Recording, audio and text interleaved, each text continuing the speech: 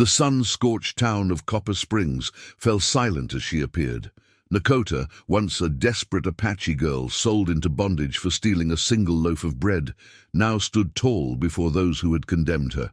15 years had transformed the frightened child into a woman whose quiet dignity commanded respect. The trading post, where she'd been auctioned, still stood, its weathered boards holding memories of countless indigenous lives bartered away like cattle. She carried nothing but a leather satchel containing documents that would shatter the town's carefully maintained facade of righteousness. The townsfolk whispered, recognizing something in her obsidian eyes, not vengeance, but something far more dangerous: truth. What these people didn't understand was that Nakóta hadn't returned merely to expose their sins. How could they know that her greatest weapon wasn't the evidence she carried, but the wisdom of her people? Before we jump back in, tell us where you're tuning in from, and if this story touches you, make sure you're subscribed, because tomorrow I've saved something extra special for you. The small stone grinding bowl felt smooth in 12-year-old Nakóta's hands as she worked, the rhythmic scraping of stone against stone, blending with her mother's soft humming. This bowl had belonged to her grandmother, and before that her great-grandmother, a humble vessel that had fed generations. The corn speaks to those who listen, her mother, Inda, said in Apache, demonstrating how to rock the pestle just so. It tells you when it is ready to become meal. Their adobe home nestled against red cliffs that had sheltered the Apache for centuries. Outside, juniper and piñon pines dotted the landscape, their scent carried on the dry wind. From this vantage, Nakóta could see the entire valley where her people had lived since before the Spanish came. Now white settlers' cabins and fences increasingly dotted the distant plains. Her father, Nalin, had once been the band's strongest hunter. Nakóta remembered riding on his shoulders as a small child, feeling invincible. Now he struggled with a persistent cough that rattled his chest and stole his strength. He still tried to provide, setting traps for rabbits and teaching her brother Tarek to hunt. But the reservation boundaries set by the white government had shrunk their hunting grounds, and game grew scarce. Nakóta's two younger sisters, Elu and Doli, were playing with corn-husk dolls in the corner. At 8 and 6, they were still innocent to the hardships that had befallen their people. Their laughter was a precious sound that Nakóta treasured, especially in these difficult times. The plants know how to heal, Inda often told Nakóta while teaching her which roots to harvest, which leaves to dry. They give themselves to us, if we ask with respect. Nakóta had a gift for remembering the properties of each plant. She could identify healing herbs by their smell alone, and knew which combinations would bring down fevers or ease pain. This knowledge, passed from mother to daughter for countless generations, had become her special responsibility. The drought came in her 13th year. The corn withered in the fields, streams ran dry, and the reservation agent cut their already meager rations. The government had promised food in exchange for peace, but the deliveries grew sporadic and insufficient. Nakóta watched her sisters grow thin, their dresses hanging loose on bony shoulders. At night, she overheard her parents' whispered worries. "We cannot last another month like this," her father said, his voice weak from coughing. "Perhaps I could find work in the White Town," her mother suggested. "They will not hire Indian women for fair wages," he replied, "and it is dangerous. You have heard what happens to our women who go there alone." Nakóta lay awake long after her parents fell silent, a plan forming in her mind. She was 14, now no longer a child. While her father had once forbidden her from venturing into Copper Springs, she knew the white settlement was only half a day's walk. If she left at dawn, she could be back by nightfall. The next morning she rose before the others and slipped away, carrying her mother's small grinding bowl, a precious thing she might trade for food. The journey was long under the merciless sun, but thoughts of her hungry family drove her forward step by step across the parched earth. Copper Springs appeared suddenly, a cluster of wooden buildings rising from the dust. Nakóta had never seen so many white people, their strange clothes and loud voices intimidating her. She clutched the stone bowl tighter and steeled herself to approach the general store. Inside, shelves overflowed with abundance that made her dizzy. Barrels of flour, sacks of beans, jars of preserved fruits, enough to feed her entire extended family for months. And there, on the counter, fresh loaves of bread that made her mouth water painfully. Nakóta stood frozen in the doorway of the general store, the small bell above her head still chiming. Several customers turned to stare, their conversations halting mid-sentence. The storekeeper, a red-faced man with thick sideburns, narrowed his eyes. "What do you want, Indian girl?" he demanded. Nakóta gripped her grandmother's grinding bowl tighter.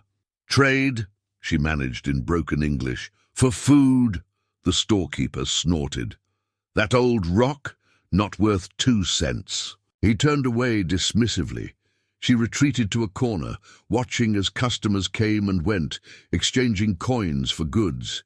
Her empty stomach twisted painfully as the aroma of fresh bread filled the air. A woman purchased 3 loaves, casually tucking them into her basket as if their value were nothing. When the store emptied briefly, Nakóta approached again, this time offering the turquoise bracelet from her wrist, her mother's gift on her naming day. The storekeeper barely glanced at it. "Get out if you're not buying anything," he said. "I don't want your kind loitering." Tears stung her eyes as she stepped outside. The sun was beginning its westward descent. She needed to start back soon or risk traveling in darkness. The thought of returning empty-handed to her starving family was unbearable. Desperation clouded her judgment. When the storekeeper disappeared into the back room, Nakóta slipped inside again. The fresh bread sat unattended on the counter. She grabbed half a loaf and stuffed it inside her dress, heart pounding. She had nearly reached the door when a hand clamped onto her shoulder. "Thief!" the storekeeper shouted, spinning her around. "Empty your clothes, you little savage!" The bread fell to the dusty floor. People gathered at the commotion, faces hostile and curious. A man in a sheriff's badge pushed through. "What's happening here, Miller?" "Caught this Indian stealing bread. Bold as daylight." The sheriff's grip was painfully tight as he dragged her outside. Nakóta tried to explain about her hungry family, but her limited English failed her. No one seemed interested in understanding. Anyway, they marched her down the main street, past staring faces and pointing fingers. Someone threw dust at her. Another spat. Nakóta kept her eyes on the ground, shame burning hotter than the afternoon sun. At the jailhouse, they locked her in a small cell. Through the window, she watched the day fade into evening, knowing her family would be worrying. Her father might try to search for her despite his weakness. The thought brought fresh tears. The next morning, they brought her before Judge Harmon, a stern man whose white beard couldn't hide his contempt. The courtroom was filled with townspeople, eager to witness the proceedings. "Nakóta of the Apache, you are charged with theft. How do you plead?" She didn't understand the question. When she remained silent, murmurs rippled through the crowd. "Insolent, too," someone remarked. A tall man in an expensive suit stood up. "Your Honor, if I may, I'm Thomas Blackwood, representative of the Western Trading Company. These thieving Indians understand only one language, consequences." Judge Harmon nodded. "What do you propose?" "The territorial code allows for indenture of natives who break the law. My company could use another hand. We'd keep her out of trouble, teach her useful skills." "The sentence is fair," the judge declared. "The Indian girl is hereby remanded to Mr. Blackwood's custody for a term of 7 years indenture." The gavel struck with finality. Nakóta understood enough to know she was being taken away. As Blackwood's men led her out, she caught sight of a half loaf of bread on the bailiff's desk, evidence of her crime. Such a small thing to cost her freedom. The wooden platform had been erected hastily outside the Copper Springs courthouse, its rough-hewn planks still smelling of fresh sawdust. Nakóta stood with her wrists bound before her, barefoot and trembling in the morning chill. Sheriff Wills kept a firm grip on her arm as a crowd gathered in the dusty square.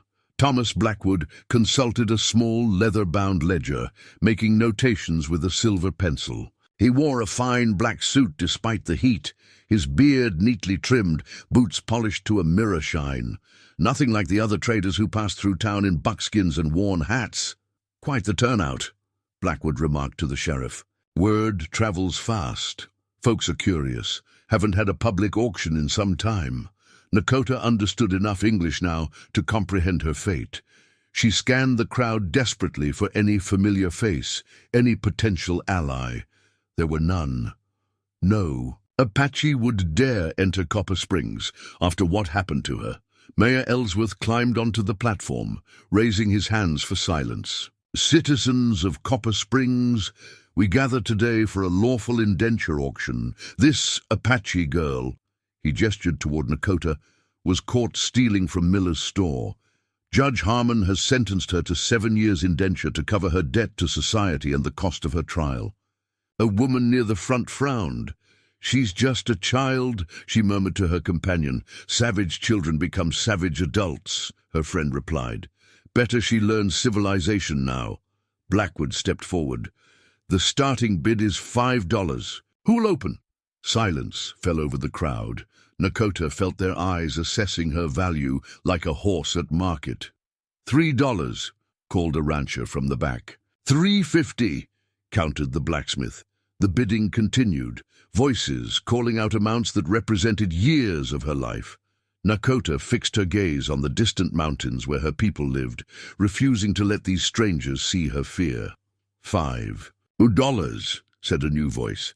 A thin man with spectacles and a clerical collar stepped forward. "To return her to her people," he added quietly. Murmurs rippled through the crowd. Blackwood's smile tightened. "Reverend Hayes, while your Christian charity is commendable, this is a legal proceeding, not a mission project." $7. Blackwood himself called out suddenly, "The Western Trading Company will ensure she receives proper training." The Reverend hesitated, hand moving toward his pocket. $7.50. $8. Blackwood counted immediately. The Reverend shook his head regretfully. Nakóta watched her last hope fade as the man turned away. $8 once, the mayor called. $8 twice. $8.50, came a woman's voice. Mrs. Peterson, the schoolteacher, stepped forward with determined eyes. Blackwood's jaw tightened momentarily before he smiled. $9. The schoolteacher looked down at her worn purse, then back at Nakóta, with apologetic eyes. "Sold to Mr. Blackwood for $9, the mayor declared, striking his gavel against a post. Blackwood approached, his ledger open. With careful penmanship he wrote, "Apache girl, 14 years, purchase price $8.50. He deliberately reduced the amount, his eyes flickering to the tax collector at the edge of the crowd. As Nakóta was led away, she caught final glimpses of the world she knew. The red clay earth beneath her feet, the distant silhouette of sacred mountains, a hawk circling overhead. The language of her people had no word for what had just happened to her. This transformation from person to property. Blackwood's hand gripped her shoulder, steering her toward a waiting wagon. "You'll thank me someday, girl," he said. "I've rescued you from savagery." Inside, Nakóta made a silent vow. She would survive, she would remember, and someday she would return. The iron shackles chafed Nakóta's ankles raw as the wagon jostled over rough terrain.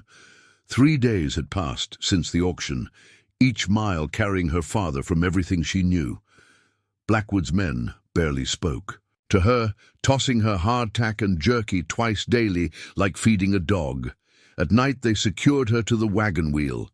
Lying on the hard ground, she studied the stars, the same ones that shone over her family. Were they searching for her? Did they know what had happened? The thought of her father attempting the journey to Copper Springs in his weakened state made her chest ache with worry.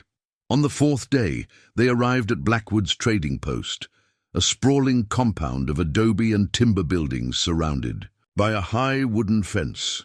The main house stood 2 stories tall, its windows gleaming with actual glass. Behind it stretched warehouses, stables, and smaller dwellings. "Take her to the washhouse," Blackwood ordered. "Then bring her to the kitchen. Mrs. Carter will explain her duties." 2 workers dragged her to a small outbuilding where an older Mexican woman waited with a wooden tub. "Remove those filthy clothes," the woman said in accented English. When Nakóta hesitated, one of the men stepped forward threateningly. She turned her back and slowly undressed, shame burning through her. The woman scrubbed her roughly with lye soap that stung her skin and eyes. Next came scissors, cutting away her long, black hair to just below her ears. Each snip felt like another piece of her identity falling away. Finally, they gave her a coarse brown dress and worn leather shoes. Mrs. Carter, the cook, was a stout woman with perpetually flour-dusted hands. "You'll help in the kitchen and laundry," she explained, demonstrating how to operate the massive cast-iron stove. "You'll sleep in the servant quarters. If Mr. Blackwood or Mrs. Blackwood call for you, you drop everything and go immediately." That first night, exhausted beyond measure, Nakóta collapsed onto a thin pallet in the corner of a room she shared with 3 other servants, 2 Mexican women and another Indigenous girl who kept her eyes downcast and wouldn't speak. "Don't try to run," whispered Elena, the older of the Mexican women. "Last girl who tried, Navajo like you." "Apache," Nakóta corrected automatically. "Apache Navajo doesn't matter to them. She made it 3 miles before the dogs caught her what they did to her." Eleanor made the sign of the cross. "Better to survive. Learn their language. Wait for a better chance." Days blurred into weeks.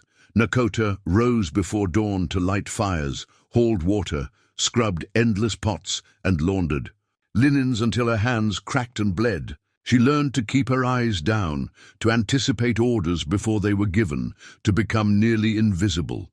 She also learned about Blackwood's operation. The trading post served as headquarters for a network that supplied goods to settlements across the territory. But there was another business conducted more discreetly. Blackwood traded in people too. Native children apprenticed to distant farms. Mexican laborers transported to mines with dubious contracts, occasionally even white. Women sent to remote outposts as mail-order brides. 1 month after her arrival, Nakóta tried to escape. She slipped away during the chaos of a large supply wagon's arrival, managing to reach the tree line before the dogs' barking alerted the guards. They dragged her back, bloody and defeated. Blackwood himself supervised her punishment. 20 lashes in the courtyard while the entire household was forced to watch. She refused to cry out, biting her lip until blood ran down her chin. Afterward, they attached the iron shackles to her ankles, connected by a short chain that limited her stride to shuffling steps. "She would wear them for 3 months, Blackwood announced, to help you remember your place." That night, curled on her pallet, as Eleanor silently applied salve to her back, Nakóta made a second vow. She would learn everything about these people.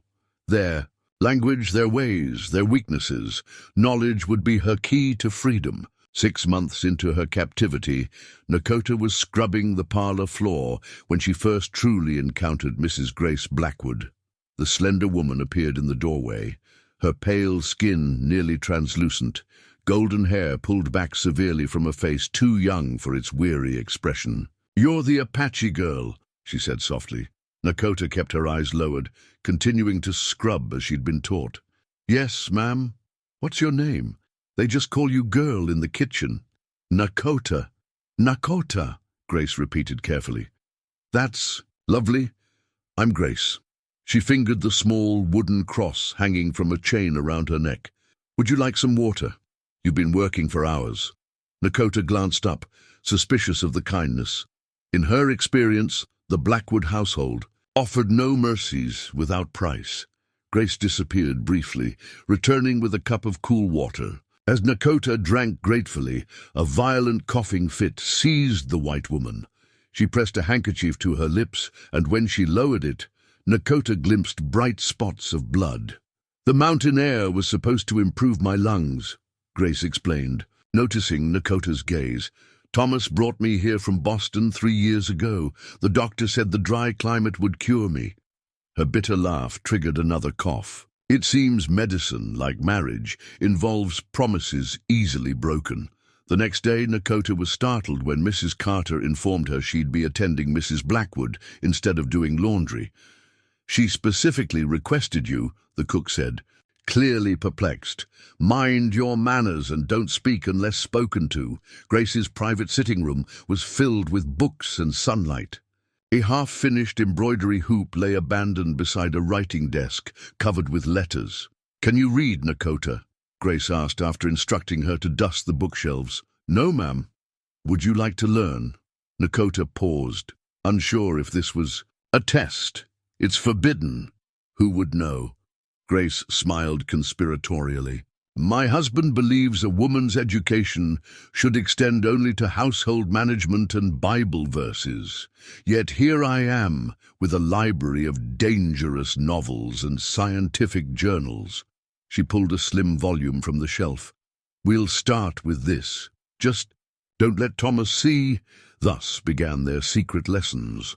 While Thomas Blackwood traveled on business, Grace taught Nakóta letters and numbers. The white woman was often bedridden, her illness progressing despite the mountain air, but she insisted their lessons continue even on her worst days. "Knowledge is freedom," she would say, watching Nakóta practice writing letters on a small slate. "They can take everything else, but not what's in your mind." One afternoon, as Nakóta read aloud haltingly from a primer, Grace asked suddenly, "Do you have family?" The question pierced Nakóta's carefully constructed armor. "Yes," she whispered. "Parents, brother, 2 sisters. Do they know where you are?" Nakóta shook her head, unexpected tears threatening. Grace's fingers touched the wooden cross at her throat. "I had a sister, too. She died of the same consumption that's killing me." She unclasped the necklace. "This was hers. I'd like you to have it." "I can't." "Please, hide it well. Thomas wouldn't approve, but—" She pressed the small cross into Nakóta's palm. "It reminds me that suffering can end, that there's something beyond this life." Though the Christian symbol meant little to Nakóta, the unexpected kindness meant everything. She concealed the cross beneath her dress, this forbidden token of friendship warming against her skin. That night, lying on her pallet, Nakóta studied Grace's gift in the dim moonlight. The simple wooden cross, no bigger than her thumb, represented a strange contradiction, the religion of her captors, yet given in genuine compassion. For the first time since her capture, Nakóta allowed herself to weep silently. Not just for herself, but for Grace, another kind of prisoner in this house of cruelty. 2 years passed. Nakóta, now 16, had changed in ways both visible and invisible. Her English flowed smoothly, with only the slightest accent. Her hands, once soft from grinding corn and weaving baskets, had hardened with calluses from endless labor. But the most significant change lay hidden. A small journal, sewn from scraps of paper and bound with thread stolen from the laundry, concealed beneath a loose floorboard in the servants' quarters. In this precious book, Nakóta practiced her writing and recorded everything: names, dates, transactions, the ledgers she glimpsed when cleaning Blackwood's office, conversations overheard between traders, the fate of other Indigenous children who passed through the compound. It was dangerous knowledge, but as Grace had taught her, knowledge was power. "You're a natural scholar," Grace remarked one afternoon, as Nakóta read from a volume of poetry. Grace's condition had worsened. She rarely left her bed now, her breathing labored, complexion waxy. "I had a good teacher," Nakóta replied, marking her place in the book. Grace smiled weakly. "Tell me about your people's medicines. You mentioned your mother was a healer." Nakóta hesitated. She'd learned to guard her heritage carefully, but Grace had earned her trust. She knew the language of plants, which bark soothes fevers, which roots ease pain. Could any of her remedies help lungs like mine? Perhaps. Nakóta considered the herbs she'd spotted growing wild behind the compound. There's a tea my mother made from pine needles and a certain yellow flower. It helped my father when he coughed blood. Would you make some for me? The doctor's medicines do nothing but make me sleep. That evening, Nakóta slipped outside during her brief rest period, gathering pine needles and carefully selecting the correct flowers. She brewed the tea in secret, bringing it to Grace in a porcelain cup. It's bitter, she warned. Drink it all. The next morning, Grace breathed more easily. Whatever magic you worked, it helped, she whispered. Thomas must never know. Thus began Nakóta's secret practice of her mother's healing arts. She experimented with local plants, comparing them to those her mother had used, creating tinctures and poultices that eased Grace's symptoms. Though she couldn't halt the disease's progression, she could provide comfort. Meanwhile, Blackwood's business thrived. The trading post expanded, with new storehouses and additional staff. More disturbing to Nakóta was the increase in human trafficking. Young Apache and Navajo children arrived regularly, officially apprentices, but treated as slaves. Mexican laborers came and went, transported to mines and ranches under dubious contracts. One evening, while delivering Grace's tea, Nakóta overheard Blackwood speaking with a business associate in his study. The territorial government is growing concerned about these apprenticeship arrangements, the man said. There's talk of regulation. Blackwood laughed. Officials can be persuaded to look the other way. It's simply a matter of proper compensation. And the paperwork? A mere formality. I have blank indenture certificates with the judge's signature. Names and dates can be added as needed. Nakóta recorded this conversation in her journal that night, hands trembling with anger and purpose. Each entry strengthened her resolve to someday expose Blackwood's crimes. As Nakóta's understanding of Blackwood's operation grew, so did her healing skills. Grace's condition stabilized enough that she could occasionally sit by the window or take short walks in her private garden. With Nakóta's support, during these moments, Grace shared stories of her life before marriage, her education at a women's seminary, her dreams of becoming a writer, her reluctant engagement to Thomas, arranged by her father to save the family from financial ruin. We are not so different, Grace reflected one day, watching a hawk circle overhead. Both of us traded for others' benefit. Nakóta nodded, the truth of this observation striking deep. Though their circumstances differed greatly, they shared a common bond as women whose lives had been bartered away by men who viewed them as property. Grace's decline accelerated with winter's arrival. By January, she rarely left her bed, each breath a visible struggle. Nakóta spent every possible moment at her bedside, brewing teas and applying poultices that provided temporary relief, but couldn't stop the inevitable. I don't have much time, Grace whispered one snowy evening. Her hand trembled as she reached for Nakóta's. There's something I must tell you. Nakóta leaned closer, noting the bluish tint to Grace's lips. I've known about Thomas's business, the full extent of it, for years. Grace's confession emerged between labored breaths. I've witnessed children torn from their families, watched as he falsified documents, said nothing as he bribed officials. My silence makes me complicit. You were his prisoner too, Nakóta said gently. Grace shook her head. I had choices, limited ones, but choices nonetheless. She reached beneath her pillow, withdrawing a small silver locket. Take this. Inside is money, not much, but enough to get you far from here. And something else. Nakóta opened the locket. Folded tightly inside was a scrap of paper and several banknotes. It's a map, Grace explained, to a settlement of good people, Quakers, who help escaped slaves and Indians. They can get you to California. Her eyes locked with Nakóta's. You must leave soon. Thomas plans to sell you. Sell me? But my indenture was extended to 10 years. He falsified the papers after you helped me. He knows we've grown close." Grace's fingers tightened around Nakóta's.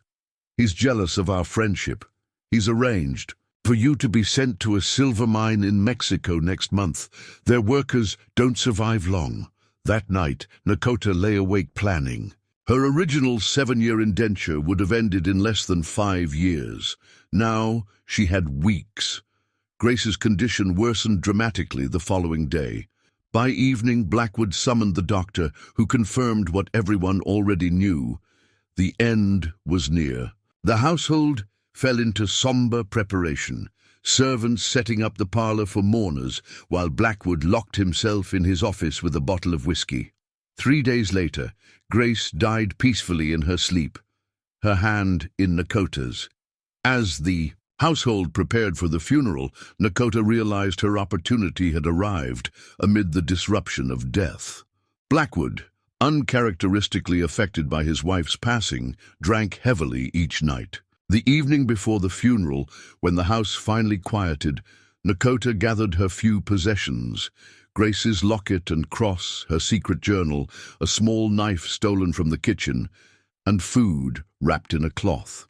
She slipped out during the darkest hour, using knowledge accumulated over years of observation. She knew which guard dozed at his post, which dogs were friendly rather than alert, which path avoided the moon's revealing light. The bitter January cold bit through her thin coat as she navigated by stars, heading north as Grace's map indicated. By dawn, she had covered 6 miles across snowy terrain, her footprints eventually obscured by a fresh snowfall that seemed a blessing from the spirits. For 3 days, she traveled by night and hid by day, surviving on hard bread and dried meat. The money from Grace's locket remained untouched, saved for when she reached settlements where she might need to purchase supplies or transportation. On the 4th day, she heard dogs. Blackwood had discovered her absence and sent trackers.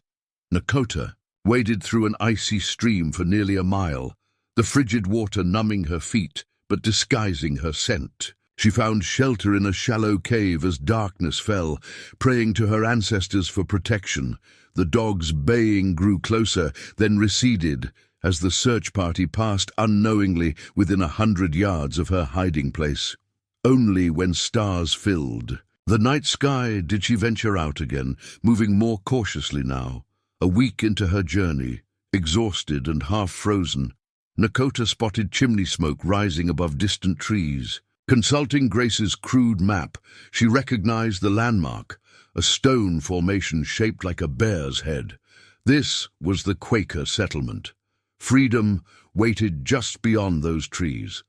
Clutching Grace's silver locket like a talisman, Nakóta limped toward the promise of sanctuary, leaving footprints in the snow that whined quickly erased, a ghost moving invisibly toward a new life.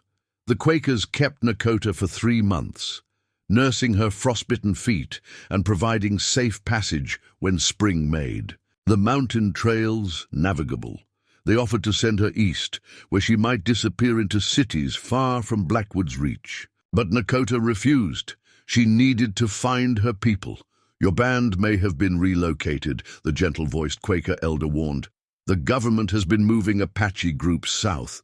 With a hand-drawn map and supplies, Nakóta departed, heading toward the territories where Apache bands traditionally camped. 2 weeks of cautious travel brought her to a trading post where she exchanged one of Grace's dollars for information. "White Mountain Apache were moved to San Carlos," the Mexican trader told her, "but some Chiricahua still hide in the Dragoon Mountains. Very dangerous. Army patrols everywhere." Following his reluctant directions, Nakóta ventured into the rugged mountain range. On her 3rd day, while gathering berries, she found herself surrounded by warriors who appeared silently from the rocks, rifles aimed at her heart. "I am Nakóta of the White Mountain Apache," she said in her native tongue, the words feeling strange after years of disuse. "I seek sanctuary." The warriors exchanged glances. "You speak like Apache but dress like a white," one said suspiciously. "I was taken as a slave 4 years ago. I escaped and have been searching for my people. They bound her hands and led her up hidden trails to a camp nestled in a high valley. There, a circle of elders questioned her rigorously about Apache customs, songs, and history. Though rusty, Nakóta's knowledge convinced them she was indeed Apache, not a spy. Elder Naiche, his face deeply lined with age and wisdom, studied her intently. "You have lived among the White Eyes. What did you learn of their ways?" "I learned to read their words and numbers," Nakóta replied.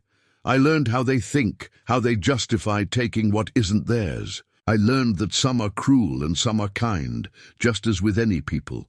Naiche nodded slowly. "And what is in your heart now? Hatred? Revenge?" Nakóta considered this. "Justice," she finally answered. "Not just for myself, but for all our children they've taken." That night, after the council agreed she could stay, Nakóta slept in an Apache wickiup for the first time in 4 years. The familiar smells of juniper smoke and dried herbs brought tears to her eyes.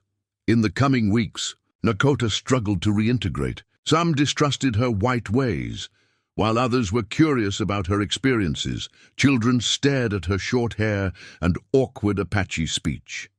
Yet slowly, she found her place.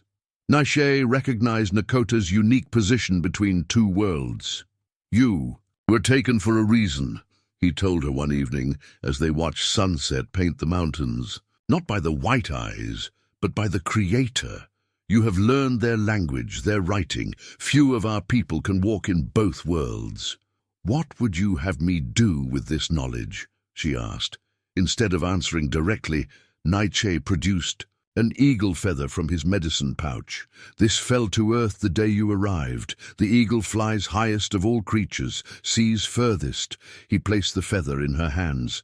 "Your spirit has flown through dark skies. Now you must use that height to see what others cannot."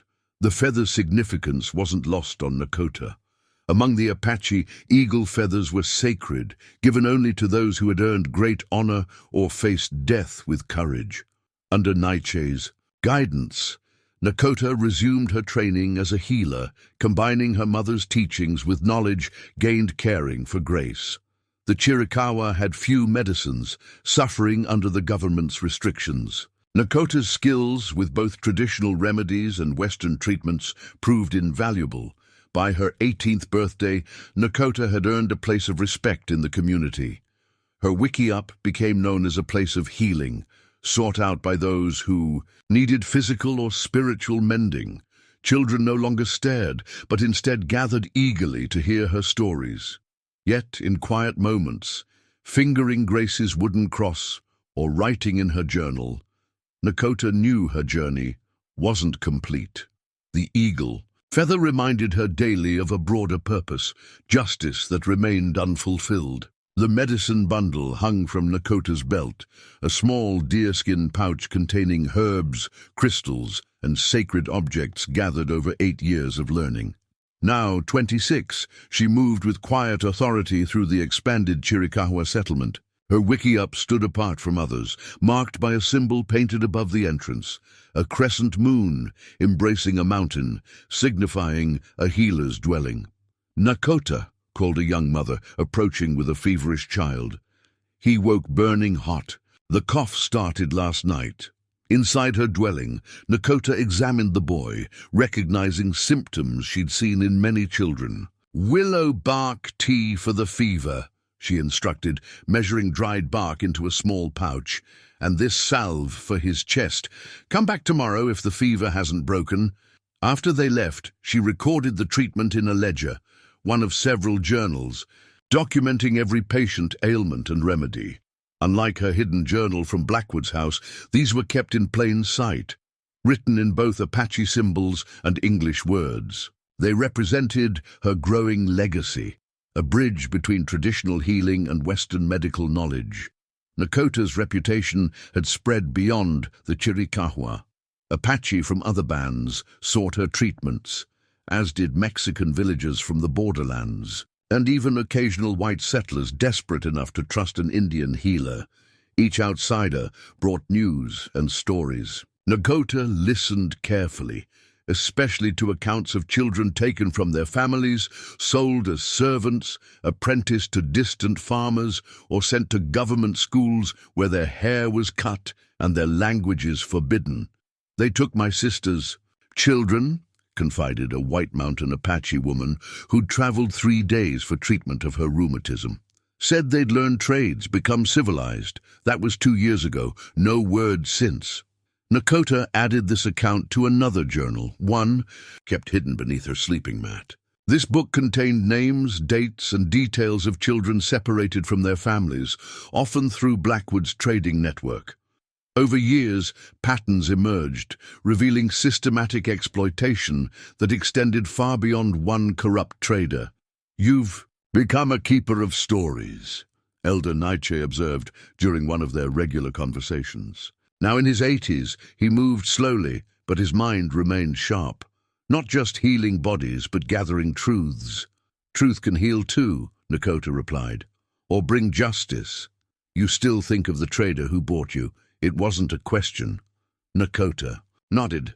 "Blackwood continues his business. His network has grown. I've documented over 60 children taken through his trading posts in the past 5 years alone. And what would you do with this knowledge? There are laws, even white men's laws, against what he does.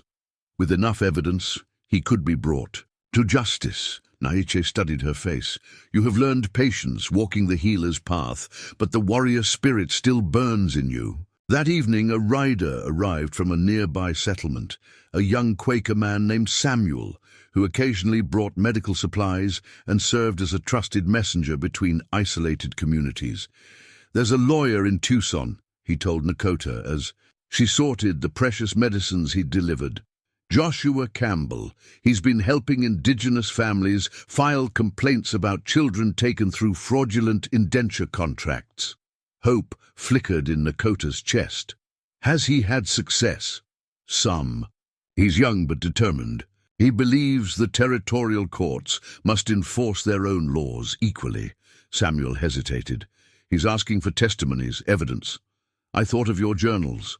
Later, under starlight, Nakóta opened her medicine bundle and carefully unwrapped its most sacred object, the eagle feather given by Nietzsche years before. Its significance had deepened with time, becoming a symbol of her dual purpose, healer and justice seeker. The next morning, she approached Nietzsche with her decision. "I will share my evidence with this lawyer, but from here. My place is with our people." The old man smiled knowingly. "For now. But the eagle doesn't stay in one valley forever." He took her hands in his weathered ones. "Your medicine is strong, Nakóta. Strong enough to heal not just bodies, but the broken places where our world and theirs collide." She understood then that her journey was entering a new phase. The healer's path had prepared her for something larger, a healing of injustice that would require both her Apache strength and the knowledge gained in captivity. The territorial courthouse in Tucson fell silent as Joshua Campbell finished reading. Aloud from the petition document, Nakóta watched from the back row, a shawl partially concealing her face. For 2 years, she had corresponded with the young lawyer through Samuel's messenger service, sharing evidence and testimonies while remaining in the Chiricahua settlement. This petition contains 63 documented cases of Apache and Navajo, children taken through fraudulent indenture contracts, Campbell concluded. "We request a territorial investigation into the Western Trading Company and its owner, Thomas Blackwood." Judge Wilson removed his spectacles, rubbing the bridge of his nose. "These are serious allegations, Mr. Campbell. Do you have witnesses willing to testify in person?" "We do, Your Honor." That evening in Campbell's modest office, Nakóta revealed herself. "I didn't expect you to come to Tucson," the lawyer admitted, studying her with undisguised curiosity. "Your letters suggested you preferred to remain with your people." "News came 3 days ago," Nakóta explained. "Blackwood has expanded his operation to the Southern Territories. A family from our allied band lost 2 children last month, taken as payment for trading debts." Campbell nodded grimly. His business has grown substantially. He has connections with territorial officials, banking interests in California, even a railroad contract, which makes him more dangerous, not less. Nakóta said. Judge Wilson seemed reluctant. He's cautious, not corrupt. With a credible witness, someone who experienced Blackwood's operation firsthand. Campbell's implication hung in the air. That's why I'm here. But not just to testify in Tucson. Nakóta placed a folded paper on the desk. A hand-drawn map, with a familiar location circled. I need to return to where it began. Copper Springs. Campbell paled. That's Blackwood's stronghold. He practically owns the town now, which makes it the heart of his operation. The territorial investigation will need evidence from his main trading post, ledgers, contracts, witnesses. She met his gaze steadily. And I have unfinished business there. 2 weeks later, their small party departed Tucson. Besides Nakóta and Campbell, 2 Tohono O'odham guides led them along routes that avoided main roads and settlements. The petition document traveled with them, sewn into a false bottom of Nakóta's medicine bag, the culmination of years of gathered testimonies, now formalized in legal language. The landscape grew familiar as they traveled north. Mountains, Nakóta had seen only from a distance during her captivity, now revealed their hidden valleys. Trails she had crossed as a frightened girl now felt different beneath her confident stride. Each night, as they camped under stars, memories intensified. I still dream of this journey in reverse, she confided to Campbell one evening. Being taken from my family, watching these same mountains from a trader's wagon.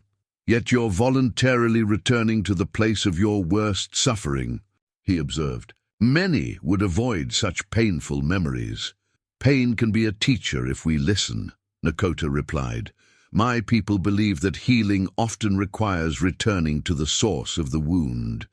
3 days from Copper Springs, they encountered a small Apache, family traveling south, a grandmother with 2 exhausted children. We seek the healer Nakóta, the old woman explained after cautious introductions. My daughter's children were orphaned when soldiers attacked our camp. Nakóta's hand went to her medicine bundle. I am Nakóta. Recognition dawned in the grandmother's weathered face. The spirits guided our path to cross yours. That night, Nakóta treated the children's ailments, malnutrition, minor infections, while the grandmother shared information about Copper Springs. Blackwood has built a big house on the hill, many guards. He married again, a young wife from a wealthy California family. His trading company has 3 new outposts. And the original trading post? Nakóta asked. The one near the courthouse? Still there. That's where they hold the auctions. The old woman's eyes darkened. That's where they sold my grandson last winter. As dawn broke, Nakóta made a decision. She gave the family medicine and directions to the Chiricahua settlement, then turned to Campbell.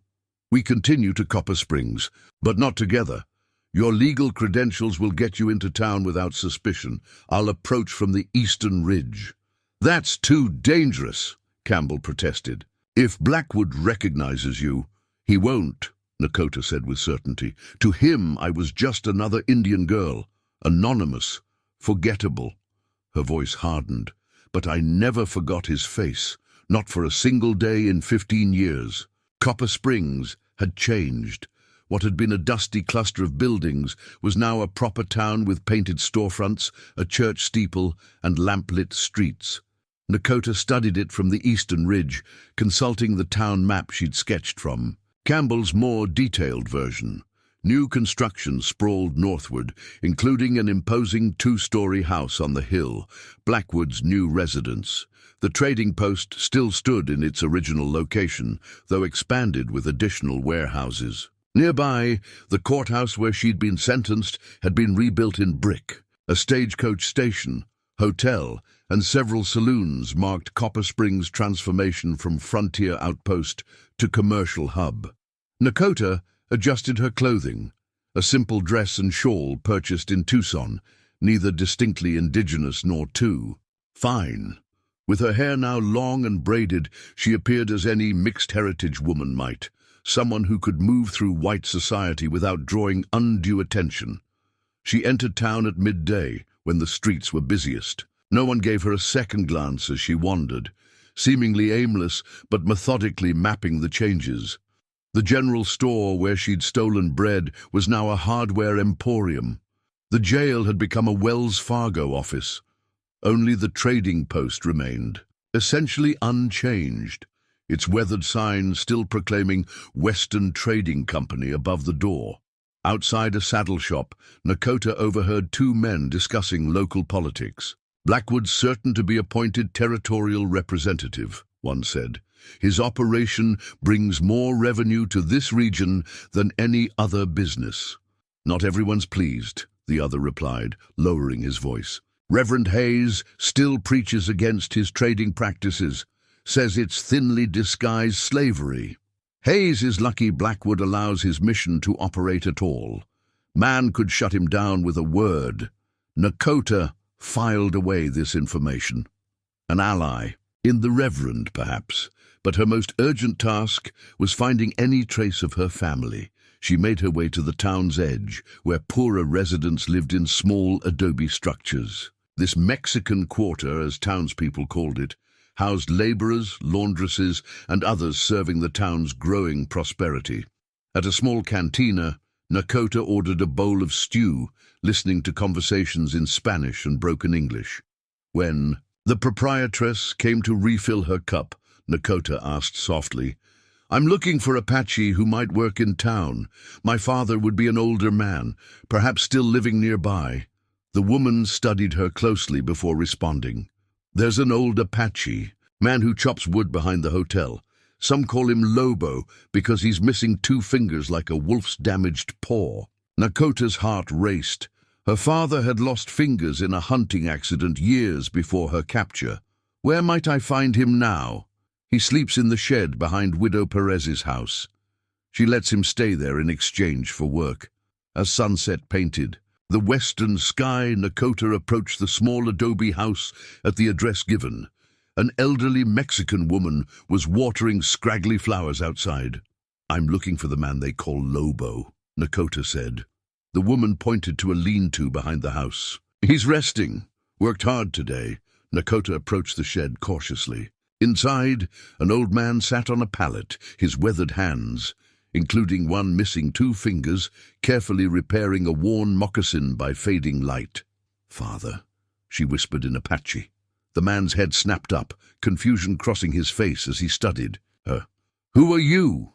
"Nakóta, your daughter." Disbelief, then dawning recognition transformed his features. "Nakóta died long ago," he whispered. "Taken by traders. Not dead. Sold and held captive, but I escaped." She knelt beside him, taking his damaged hand. "I've come back." For a long moment he simply stared, tracing her features with his eyes. Then, with a sound like breaking ice, the composure that had sustained him through 15 years of loss cracked. He pulled her into an embrace that smelled of wood smoke and sage. "My daughter," he repeated, as if saying it might make her more real. "My Nakóta."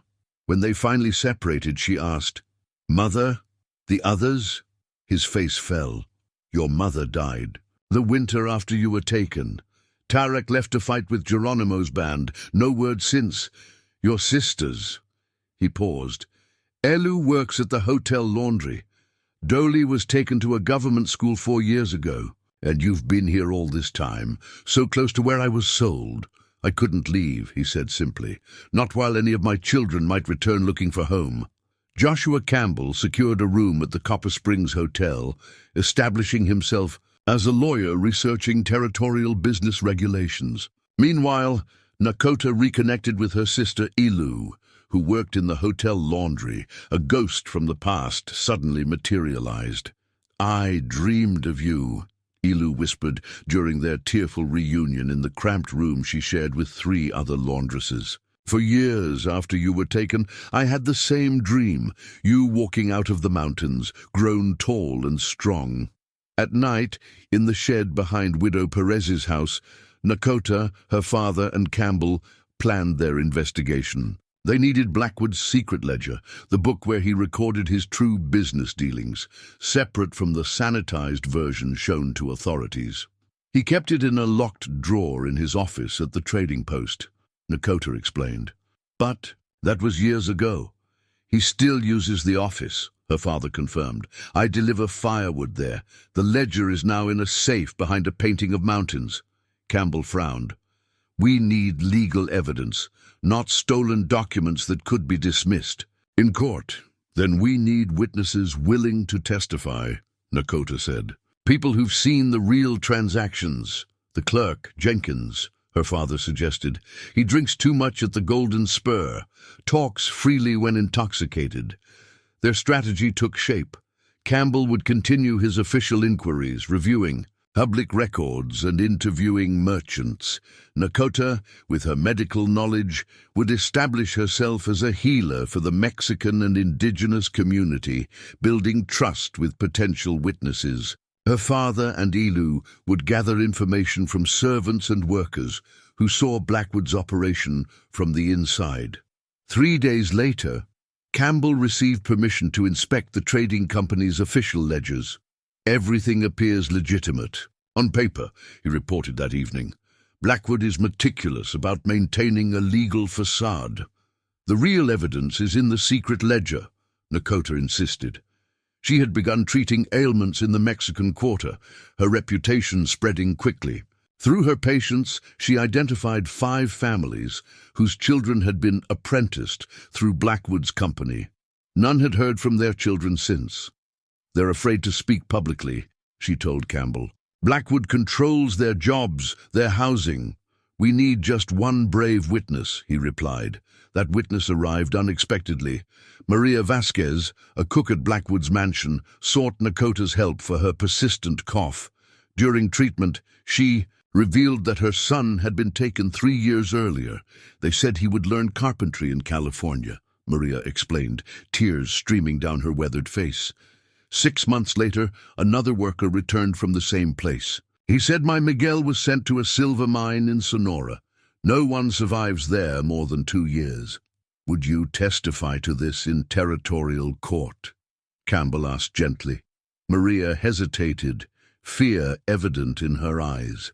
Blackwood would ruin me. The territorial judge could offer protection, Campbell assured her. I need time to think, she said finally. That night, Nakóta made her most dangerous move yet. Disguised as a cleaning woman, she entered the trading post after hours through a window her father had identified as having a broken latch. With trembling hands, she lit a small candle, casting just enough light to navigate to Blackwood's office. The painting her father mentioned hung behind the desk, a mediocre rendering of mountain scenery. Nakóta swung it aside, revealing a small wall safe. The combination was beyond her, but something else caught her attention. A ledger lying open on the desk, different from the official one Campbell had seen. Heart pounding, she began copying. Entries into a small notebook. Names, dates, transactions, recording the sale of apprentices at prices far exceeding legal indenture fees. One entry froze her blood. Apache girl, 14 years. Purchase price $850, sale price, silver mining, $75. Her own sale and intended destination before Grace helped her escape. A noise from the hallway sent her scrambling for cover. The office door opened, and Thomas Blackwood himself entered, older but unmistakable. He moved to the desk, frowning at the ledger he'd apparently left out. As he reached for it, the floorboard beneath Nakóta's foot creaked. Blackwood's head snapped up. "Who's there?" Nakóta held her breath, pressed into the shadows behind a cabinet. Blackwood took a step toward her hiding place, then another. A voice called from the front of the building. "Mr. Blackwood, your carriage is waiting." He hesitated, then turned back to secure the ledger in the safe, giving Nakóta precious seconds to slip behind the door. When he left, locking the office behind him, she allowed herself to breathe again. The stolen information might not be admissible in court, but it provided names and dates they could use to find legitimate witnesses. As she slipped out the window, into the night, Nakóta clutched the notebook like a talisman, proof that justice might finally be possible. The territorial inspector arrived in Copper Springs 1 week after Nakóta's nocturnal visit to the trading post. Campbell's preliminary report had been convincing enough for Judge Wilson to authorize an official investigation. Blackwood, alerted to the inspector's presence, moved quickly to present his operation in the most favorable light. "He's destroying evidence," Elu reported after overhearing conversations at the hotel. Wagons left at midnight, taking crates of documents somewhere. Despite this setback, their case progressed. Maria Vasquez had agreed to testify, along with 2 other families. Campbell continued gathering sworn statements from those willing to speak privately, if not publicly. Nakóta kept to the shadows, treating patients and collecting testimonies while avoiding Blackwood's notice. But fate intervened on a bright Tuesday morning in the town's central plaza. A commotion drew crowds as territorial officials raised a new flagpole. Blackwood stood prominently among the dignitaries, his tailored suit and commanding presence marking him as the town's most important citizen. At 55, his hair had grayed at the temples, but he remained imposing. Nakóta, on her way to treat an elderly patient, skirted the crowd's edge. She had nearly passed when a child darted into her path, causing her to stumble. Her medicine bag fell, spilling contents across the dusty ground. As she knelt to gather her herbs and tinctures, a pair of polished boots stopped before her. A familiar voice, one that still haunted her dreams, spoke above her. "Allow me to assist you, miss." Thomas Blackwood bent to help, social propriety momentarily overriding class distinctions. His hand reached for a small object that had rolled from her bag, Grace's wooden cross, which Nakóta still carried as a talisman. Their fingers touched as both reached for it. Nakóta looked up involuntarily, meeting Blackwood's eyes directly for the first time in 15 years. Time seemed to stop. Blackwood's expression shifted from casual politeness to confusion, then dawning recognition. He stared at her face, then at the cross in his hand, the one his first wife had worn daily. "It can't be," he whispered. Nakóta snatched the cross from his frozen fingers and quickly gathered her remaining belongings. "Thank you, sir," she said, her voice deliberately accented to create doubt in his mind. But as she turned to leave, Blackwood grasped her arm. "Wait." His eyes narrowed, searching her face. "Who are you?" "Just a healer, sir. Passing through." She pulled away, heart pounding. "No." His voice hardened. "I know you." A flash of memory seemed to cross his face. A different plaza, a wooden auction platform, a frightened Apache girl. Nakóta straightened to her full height, no longer the terrified child he remembered. "Perhaps you're mistaken, Mr. Blackwood." The use of his name confirmed his suspicions. His expression darkened as the implications registered. A former slave returned, assisting an investigation into his business practices. "The Apache girl," he said softly for her ears alone. "Sold for stealing bread." Nakóta met his gaze steadily. "Sold for $8.50 according to your ledger, then intended for the silver mining company at $75 profit." Shock flashed across his face at her knowledge of the private ledger. "You've done well for yourself," she continued calmly. "Territorial representative soon, I hear. A new mansion. A young wife." "What do you want?" he demanded, voice barely controlled. "Justice." Their confrontation, though quiet, had drawn attention. Campbell appeared at Nakóta's side, placing himself between her and Blackwood. "Is there a problem here, Mr. Blackwood?" the lawyer asked. Blackwood's jaw tightened as he recognized another adversary. To the gathering onlookers, he forced a smile. "No problem at all. I was just offering assistance to this healer. Miss Nakóta is assisting me with translation for witnesses in my legal research," Campbell said pointedly. Something dangerous flickered in Blackwood's eyes. Calculation, then decision. "How fascinating. Perhaps we should discuss your research further, Mr. Campbell. My office tomorrow?" "I look forward to it," Campbell replied evenly. As Blackwood returned to the ceremony, Nakóta felt a chill despite the warm day. "He knows who I am now. We need to accelerate our timeline," Campbell agreed. "He'll move against us quickly." That evening, as Nakóta described the encounter to her father and Elu, she removed Grace's cross from her medicine bag, studying the simple wooden artifact that had triggered Blackwood's recognition. "He kept this on his desk for years after Grace died," she explained. "A trophy of sorts. He wouldn't expect a slave to possess something so personal." Her father nodded grimly.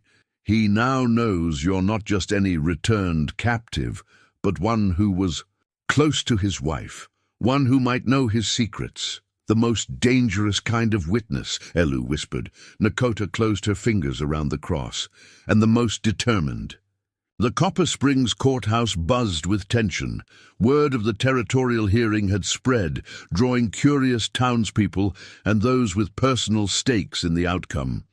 At the front of the room, the territorial judge's bench stood empty, his gavel resting ominously on the polished wood. Nakóta sat beside Campbell at the petitioner's table, dressed in a modest blue dress borrowed from the Reverend's wife. Across the aisle, Blackwood conferred with his attorney, Harrison Wells, an expensive import from San Francisco with a reputation for ruthless efficiency. "Remember," Campbell whispered, "they'll try to discredit you based on your background." "Stay calm, speak clearly."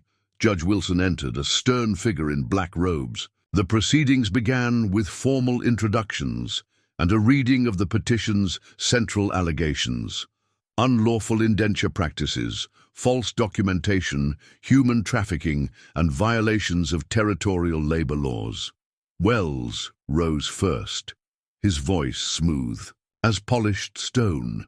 "Your Honor, these allegations are an unfortunate misunderstanding of legitimate business practices. The Western Trading Company provides valuable apprenticeship opportunities to Indigenous and Mexican youth who would otherwise remain uneducated and unskilled." Campbell countered with opening arguments that outlined the legal distinction between apprenticeship and forced servitude.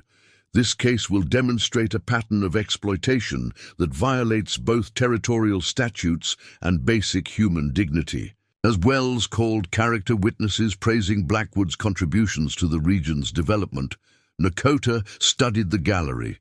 Merchants who profited from his business, politicians who received his donations.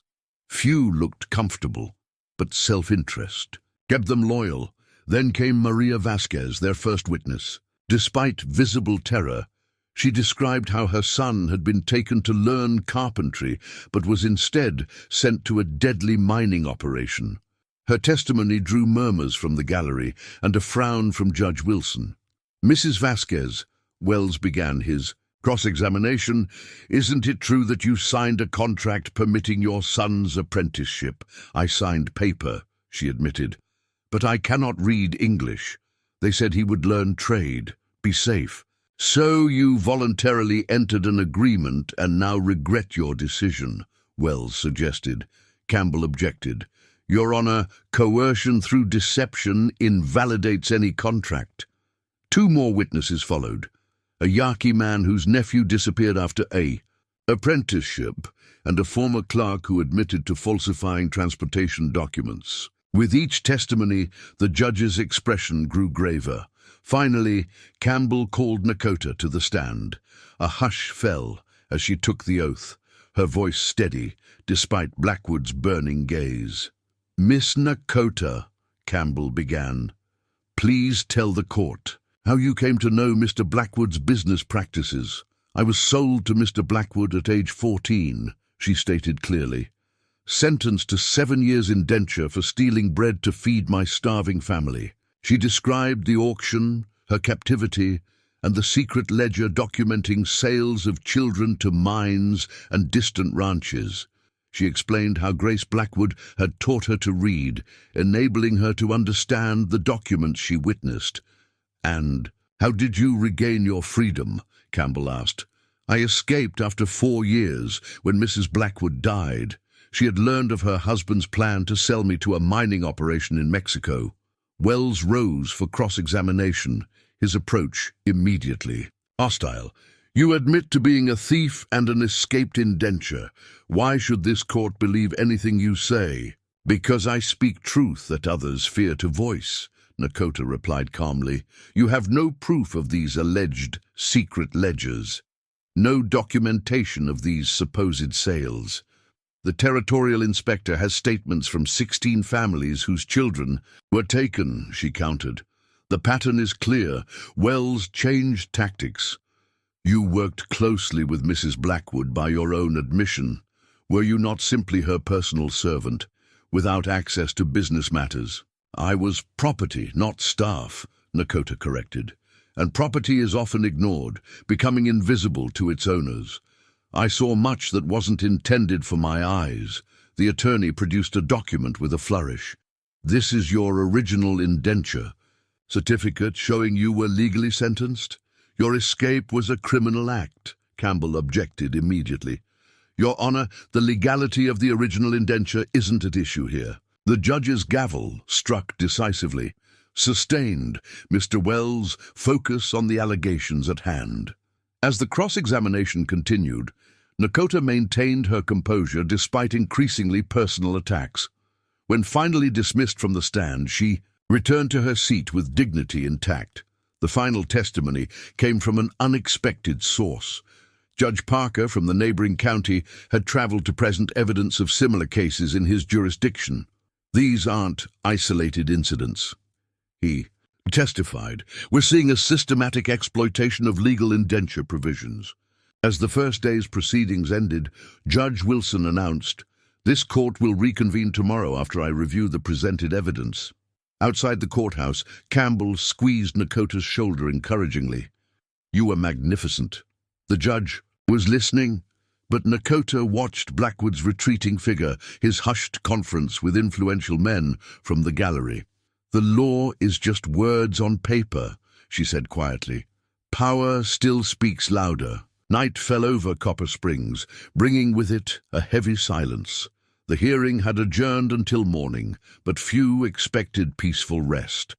In the modest room she shared with Elu at Widow Perez's house, Nakóta recorded the day's events in her journal.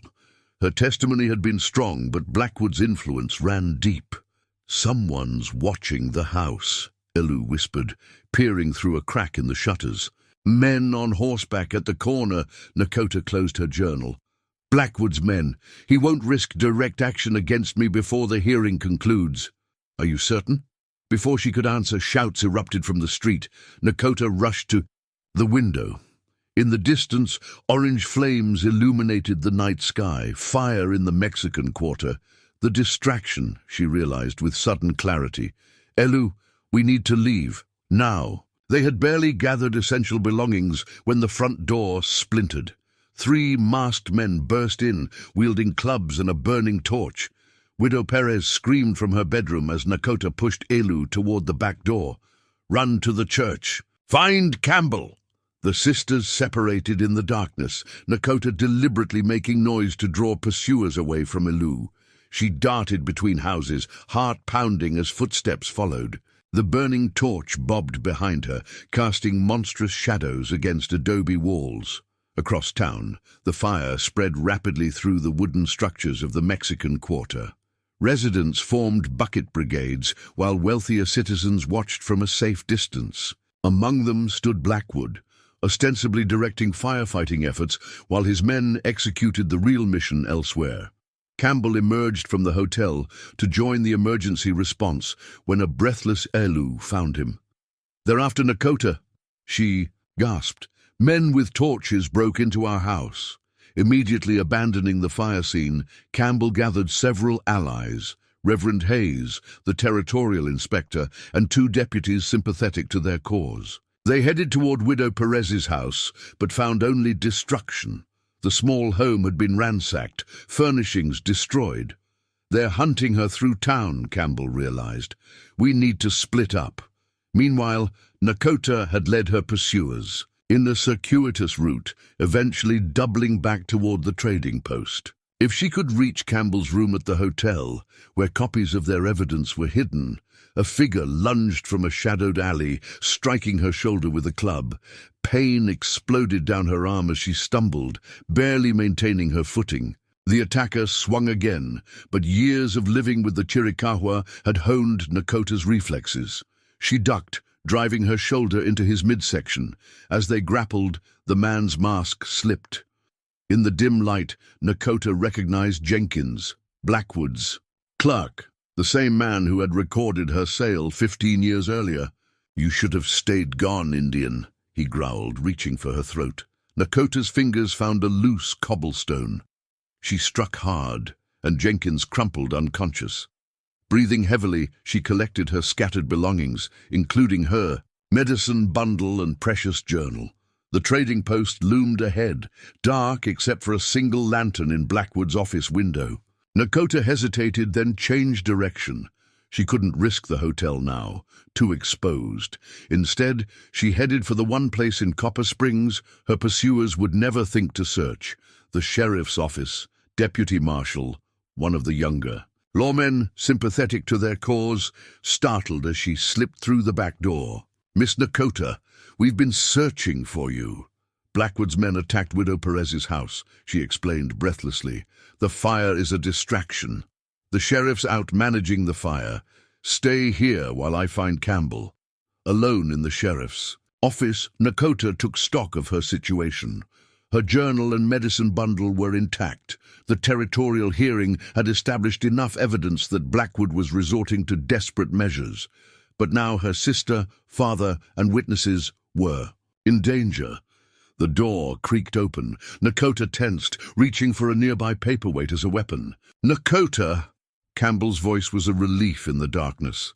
Thank God. He wasn't alone. Reverend Hayes, Deputy Marshal, and to her immense relief, Elu and her father entered behind him. They burned 6 houses in the Mexican Quarter. Campbell reported grimly, "Maria Vasquez and the other witnesses are hiding in the church basement." "Blackwood knows he's losing control of the narrative," Reverend Hayes added. "The fire has turned many against him. Using violence against the Mexican community was a tactical error. It's not over," Nakóta cautioned. "The hearing resumes tomorrow, and Blackwood still has powerful allies." "But so do we now," Campbell said. "Judge Wilson has requested military escort from Fort Huachuca to ensure the proceedings continue safely. They'll arrive by morning." Nakóta's father placed a gnarled hand on her shoulder. "You've awakened this town's conscience, daughter. Even those who profited from Blackwood's business are questioning their complicity." Outside, the fire gradually subsided under the community's efforts. But a different kind of fire, one of truth and reckoning, was just beginning to burn through Copper Springs. Dawn broke over Copper Springs with military precision, literally. A detachment of cavalry from Fort Huachuca arrived as promised, their blue uniforms and disciplined formation bringing an unprecedented federal presence to the territorial town. Captain Reynolds reported directly to Judge Wilson, establishing that the hearing would proceed under military protection. Blackwood watched from his office window, fury barely contained, as soldiers positioned themselves around the courthouse. His night of orchestrated chaos had failed to silence Nakóta or intimidate the witnesses. Now, federal involvement elevated the proceedings beyond local politics, where his influence reigned supreme. "We still have options," Harrison Wells assured him. "Your connections in the territorial capital." "Too slow," Blackwood snapped. "The hearing resumes in an hour." He opened his safe, removing a small Derringer pistol along with documents. "Prepare our final defense. I have an errand before court convenes." At Reverend Hayes's church, Nakóta sat alone in the small garden, centering herself for the day ahead. She held her Apache healing staff, a gift from Elder Naiche before she left the Chiricahua settlement. The smooth juniper wood was adorned with eagle feathers, turquoise beads, and symbols of strength carved into its length. "For when you must heal not just bodies, but injustice," the elder had said. Footsteps on the gravel path interrupted her meditation. She turned to find Thomas Blackwood, standing 10 feet away, his expression unreadable. An impressive spectacle, he said. The cavalry, the witnesses, the sympathetic judge. You've orchestrated quite a performance. Nakóta rose slowly, staff in hand. Not orchestrated. Simply truth, finally spoken aloud. Truth is negotiable, Blackwood countered, moving closer. As is justice, I'm prepared to offer terms. Terms. Withdraw your testimony. Encourage the other witnesses to reconsider their statements. In exchange, I'll establish a fund for Indigenous education and provide compensation to affected families. Nakóta studied him, recognizing the desperation beneath his controlled exterior. You're not offering justice, you're buying silence. I'm offering practicality, he hissed. Do you truly believe one hearing will change how this territory operates? The system will continue with or without me.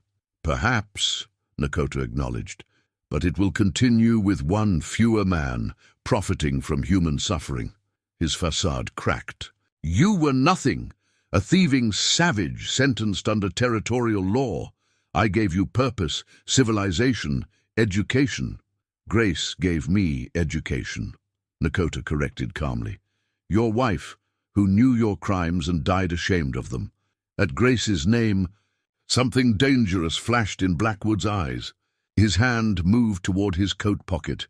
You have no idea what Grace thought or felt. She told me everything, Nakóta said, watching his hand carefully. Her regrets, her shame at remaining silent while you sold children into virtual slavery. Her journals documented it all. Lies, Blackwood snarled, pulling the derringer from his pocket. The small pistol gleamed in the morning light as Nakóta stood perfectly still, heeling staff before her like a shield. Grace kept no journals, he continued, voice shaking. She was a sickly, simple woman who barely left her room. She was brilliant and observant, Nakóta countered, and her journals are now in Judge Wilson's possession. This was a calculated bluff. Grace had kept no written records, but Blackwood's reaction confirmed he believed it possible that his wife had indeed witnessed enough to destroy him. His finger tightened on the trigger just as Campbell and Captain Reynolds rounded the church corner. "Blackwood!" Campbell shouted. "The court is waiting!" Momentarily distracted, Blackwood's aim faltered. Reynolds's hand moved to his service revolver, creating a standoff. "Consider carefully," Nakóta said softly. "Shooting me won't stop the proceedings. It will only confirm your guilt." For a long moment, destiny balanced on a knife's edge. Then, with a bitter laugh, Blackwood lowered the derringer. "You've won nothing," he spat. "Men like me built this territory. We'll continue to shape it long after this spectacle ends." "Not unchanged," Nakóta replied. "Not unchallenged." Captain Reynolds approached cautiously. "Mr. Blackwood, I'll need to take that weapon before you enter the courthouse." As the small pistol was confiscated, Nakóta stepped forward, heeling, staff in hand. "I was 14 when you bought me for $8.50. Today, I stand before you not as property to be purchased, but as your equal before the law." The transformation was complete. From stolen child to composed woman, from victim to advocate. As they walked toward the courthouse, the morning sun illuminated the healing staff in Nakóta's hand, casting a shadow that seemed to stretch all the way back to the auction block where her journey began. 1 year later, Nakóta stood where the auction block had once dominated Copper Springs Central Plaza. In its place now rose a simple memorial stone, its polished surface bearing the inscription, "In memory of those sold into bondage on this site. May justice prevail where once it failed." The dedication ceremony had drawn a remarkable crowd. Territorial. Officials, military officers, local citizens, and most significantly representatives from Apache, Navajo, and Mexican communities. Many had traveled days to witness this unprecedented acknowledgement of historical wrongs. Judge Wilson, who had delivered the verdict that brought down Thomas Blackwood's empire, spoke briefly about legal reforms implemented throughout the territory. New protections for Indigenous children, stricter apprenticeship regulations, and oversight committees with native representation had fundamentally changed the region's power dynamics. When Nakóta's turn came to speak, she stood tall in traditional Apache dress adorned with the turquoise jewelry of a respected healer. This stone stands not just as remembrance, but as a boundary marker, she began. It separates what was from what can be. I was sold here as a child of 14 for stealing bread to feed my family. Today, that child returns as a woman to reclaim this space for healing. She gestured to her father and sister, sitting proudly in the front row. Many stolen from this place never returned. Their families still search, still mourn. This stone honors their absence and commits us to preventing such injustice in the future. Blackwood himself was absent, serving 20 years in territorial prison for fraud, kidnapping and multiple violations of labor laws. His vast holdings had been liquidated, with proceeds establishing a fund for families of his victims. The Western Trading Company was now managed by a cooperative board that included Indigenous representatives. After the ceremony, Campbell approached Nakóta. Now serving as assistant territorial attorney, he had dedicated his career to reforming indenture laws across the Southwest. Governor Williams signed the Child Protection Act yesterday, he reported. It explicitly prohibits separating Indigenous children from their communities for educational or apprenticeship purposes without tribal consent and territorial oversight. One victory among many needed, Nakóta replied, but significant nonetheless. Later that evening, a private ceremony of a different kind took place. On the eastern ridge overlooking Copper Springs, Nakóta led a healing ritual for former victims and their families. Apache songs mingled with Catholic prayers and Navajo chants, a harmonious blending of traditions united in the pursuit of spiritual mending. Maria Vasquez wept openly when presented with a silver locket containing her son's image, the first tangible connection since his disappearance. Though Miguel had died in the Sonoran mines, knowing his fate allowed her to properly mourn. At last, you have brought peace to many hearts, Elder Nakóta told Nakóta as they watched the sunset paint the desert in fiery hues. The revered spiritual leader had made the difficult journey from the Chiricahua settlement to witness the culmination of Nakóta's work, and found my own peace in the process, she acknowledged. As darkness fell, the group dispersed, but Nakóta remained on the ridge, contemplating her next chapter. The territorial governor had invited her to serve on a commission addressing Indigenous relations. Campbell urged her to document her experiences for Eastern publishers increasingly interested in authentic Western voices. The Chiricahua community requested her return as their official representative in territorial affairs. All paths remained open as she fingered the eagle feather tucked into her hair, the same one Nakóta had given her upon her arrival at the Chiricahua camp 8 years before. At dawn, Nakóta made her decision. She would establish a healing center at the boundary between Copper Springs and Apache territory, a place where traditional medicine and Western practices could combine, where Apache children could learn their heritage while acquiring skills. For navigating the changing world, the site she selected overlooked both the town and the distant sacred mountains. Here she would build a new kind of trading post, one where knowledge, respect, and healing were the only currencies that mattered.